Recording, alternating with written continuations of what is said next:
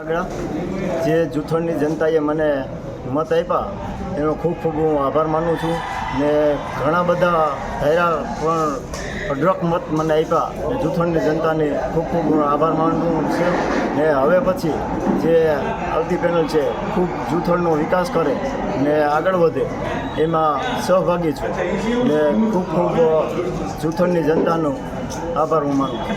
સરપંચ ભાઈ તમને કેટલા કુલ મત મળેલ છે? મને 1569 મત મળે છે.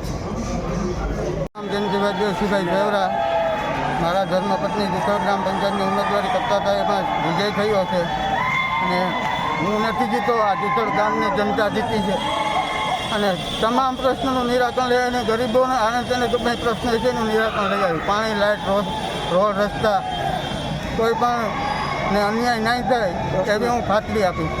આ મારી જીત નથી, આ જુથળ ગામમાં દરેક સમાજ છે એની જીત છે. બધા સમાજને બધા સમાજને હું છે ને અભિનંદન પાઠવું છું.